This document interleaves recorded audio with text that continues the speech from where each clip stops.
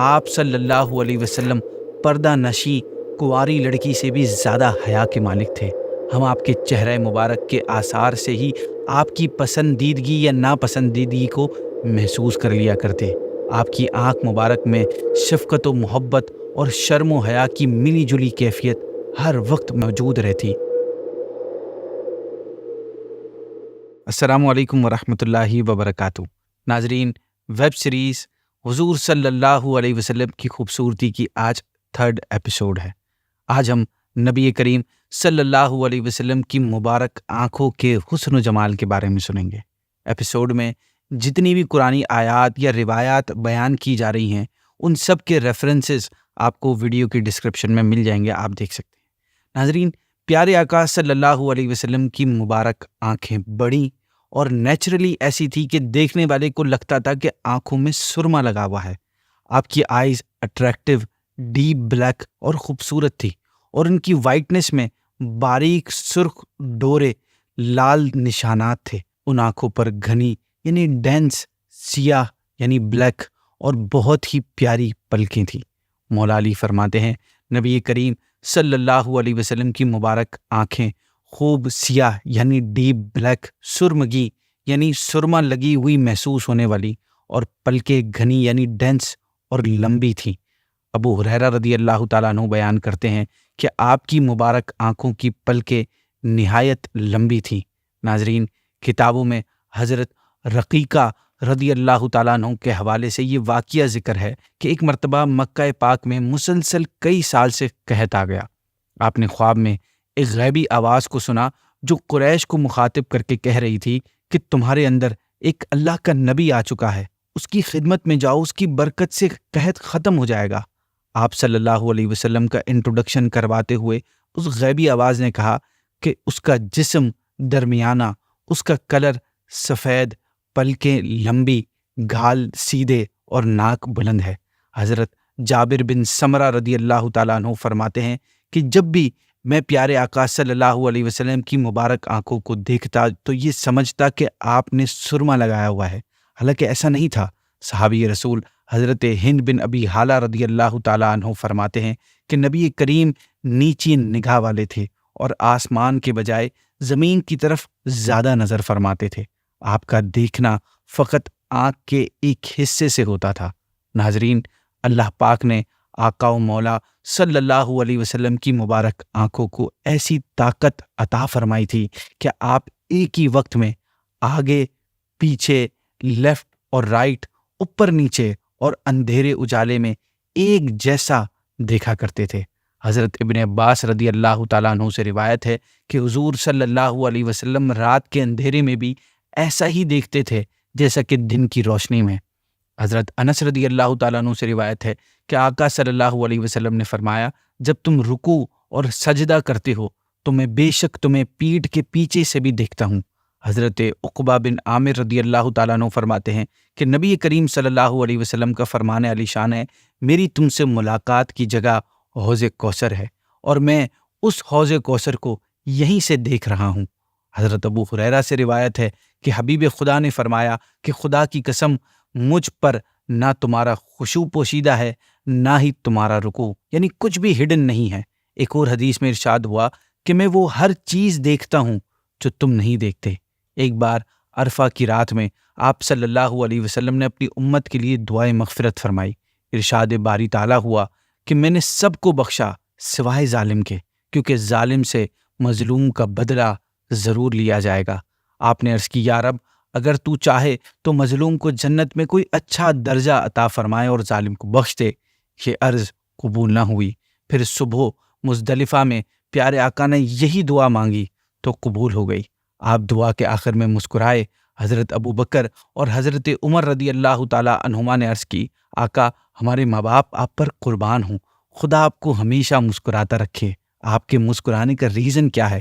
آپ نے ارشاد فرمایا کہ ابلیس کو جب علم ہوا کہ اللہ پاک نے امت کے حق میں میری دعا قبول فرمائی ہے تو میں نے دیکھا کہ وہ حسد کے باعث اپنے سر پر مٹی ڈال رہا ہے اور سخت حسرت و افسوس کر رہا ہے، تو مجھے یہ دیکھ کر میرے چہرے پہ مسکراہٹ آ گئی۔ حضرت ابن عمر رضی اللہ تعالیٰ عنہ سے روایت ہے کہ نبی پاک صلی اللہ علیہ وسلم نے فرمایا کہ اللہ نے میرے لیے دنیا کو ظاہر کر دیا، پس میں دنیا اور جو کچھ دنیا میں قیامت تک ہونے والا ہے سب کو اس طرح دیکھ رہا ہوں جیسے اپنے ہاتھ کی ہتھیلی کو دیکھ رہا ہوں۔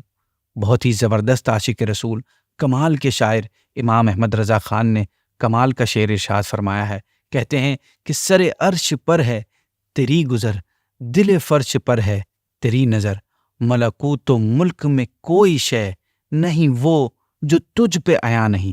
سر عرش کا مطلب عرش کے اوپر، ملکوت فرشتوں کے رہنے کی جگہ۔ آپ کہتے ہیں کہ نبی کریم زمین و آسمان ہو یا مکان و لا مکا ہو، کوئی ذرہ ایسا نہیں ہے جو آپ کی نگاہوں کے سامنے نہ ہو۔ ناظرین، یہی وہ کائنات کی واحد اور مبارک آنکھیں ہیں جنہیں اللہ پاک نے اپنے دیدار کا شرف عطا فرمایا کہ ہمارے پیارے آقا نے معراج کی رات جاگتی آنکھوں سے رب کریم کا دیدار کیا۔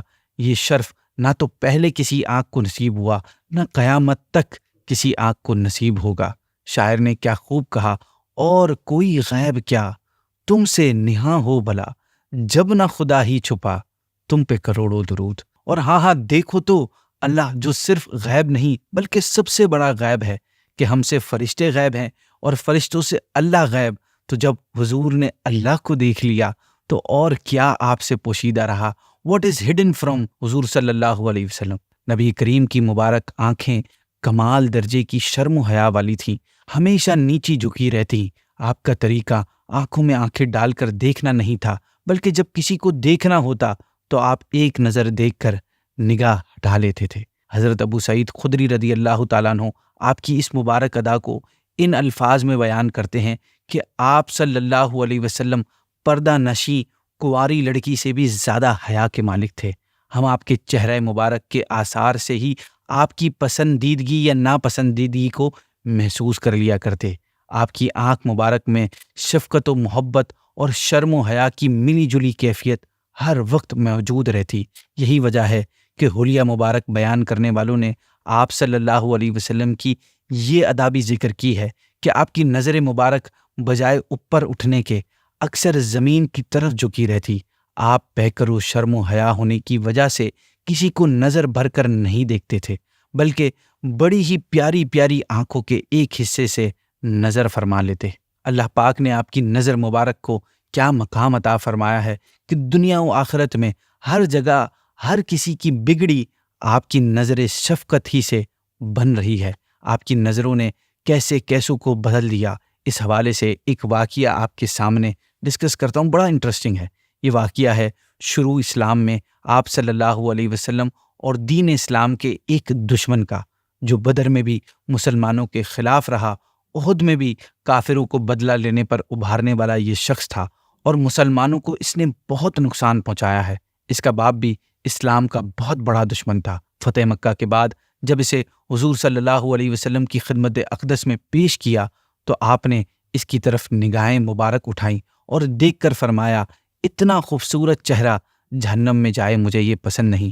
شیخ عبدالحق محدث دہلوی لکھتے ہیں کہ فتح مکہ کے موقع پر اس کے ہاتھوں ایک مسلمان صحابی شہید ہو گئے۔ جب اس کی خبر حضور کو پہنچی تو آپ مسکرا دیے۔ مسکرانے کی وجہ پوچھی گئی تو آپ نے فرمایا، عالم غیب میں یہ فیصلہ ہو چکا ہے کہ یہ قاتل اور مقتول یعنی قتل کرنے والا اور قتل ہونے والا دونوں ہاتھوں میں ہاتھ ڈال کر جنت میں جائیں گے۔ اینی اس شخص کے لیے اسلام قبول کرنا بہت مشکل چیز تھی، اس لیے یہ مکے سے بھاگ کر دریا کی طرف چلا گیا۔ جب یہ کشتی میں بیٹھ کر یمن کی طرف روانہ ہوا تو پانی میں طوفان اٹھنے لگا۔ تمام کشتی والے اللہ پاک کی بارگاہ میں فریاد کرنے لگے اور اس سے کہا کہ تو بھی خدا کو یاد کر۔ اس نے کہا، کیا تم اس خدا کی بات کر رہے ہو جس کی طرف محمد دعوت دے رہے ہیں صلی اللہ علیہ وسلم؟ میں تو اس سے بھاگ کر آیا ہوں۔ اس کے بعد جب اس کی نظر کشتی پر پڑی تو کشتی پر اسے یہ قرآنی الفاظ نقش ہوئے دکھائی دیے جن کا ترجمہ ہے، اور تمہاری قوم نے اس کو جھٹلایا حالانکہ حق یہی ہے۔ اس شخص نے اس نقش قرآنی کو خرچنے کی بہت کوشش کی مگر کامیاب نہ ہوا۔ اسی وقت آپ کی نگاہ مبارک کی کرامت ظاہر ہونا شروع ہو گئی، اس کے باطن میں تبدیلی ظاہر ہونا شروع ہو گئی۔ ادھر اس کی وائف جو مسلمان ہو چکی تھی، اس نے آپ صلی اللہ علیہ وسلم سے اس کے لیے امان مانگی۔ آپ نے اسے امان دینے کا اعلان فرما دیا۔ جب یہ خبر اس کو پہنچی تو وہ حیران رہ گیا کہ میرے اور میرے خاندان کی اتنی تکلیفوں کے دینے کے باوجود بھی محمد نے مجھے امان دے دی۔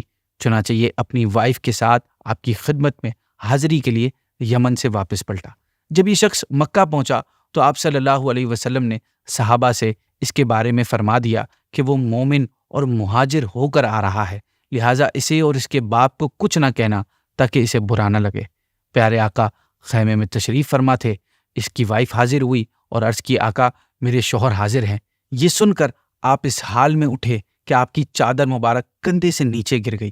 وہ حاضر ہوا، آپ نے اپنی نگاہ کرم اس پر ڈالی اور فرمایا، مرحبا۔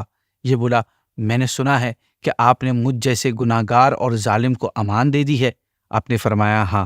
ناظرین، یہاں بس آپ کی زبان مبارک سے ہاں نکلنا تھا، یہ شخص کلمہ شہادت پڑھ کر دائرہ اسلام میں داخل ہو گیا اور اس نے کہا، مجھ جیسا کوئی ظالم نہیں اور آپ جیسا کوئی کریم نہیں۔ آپ نے فرمایا، مانگ، کیا مانگتا ہے؟ عرض کیا، رسول اللہ، میں صرف اتنا چاہتا ہوں کہ میرے پچھلے تمام گناہ معاف ہو جائیں اور اپنی باقی لائف میں آپ کے مشن کی خدمت میں گزاروں۔ ناظرین، آپ جانتے ہیں وہ شخص کون تھا؟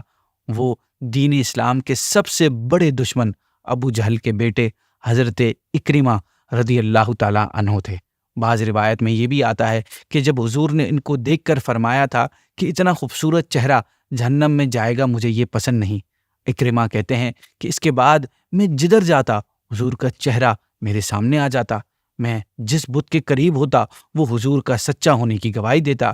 چونکہ اسلام قبول کرنا میرے لیے سب سے ناپسندیدہ معاملہ تھا، اس لیے ایک دن میں نے تنگ آ کر فیصلہ کر لیا کہ میں اپنے آپ کو پانی میں ڈبا کر مار دوں گا، مگر جیسے ہی میں نے پانی میں چھلانگ لگانے لگتا تو مجھے کوئی پکڑ لیتا اور کہتا، اکرمہ، اب تو اسلام لائے بغیر نہیں رہ سکتا کیونکہ تجھ پر محبوب خدا کی نظر پڑ چکی ہے۔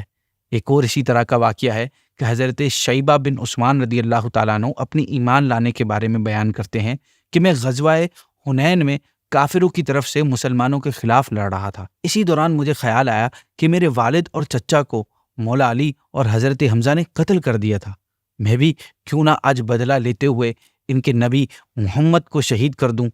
چنانچہ اس ارادے سے میں نے حضور کے قریب ہوا۔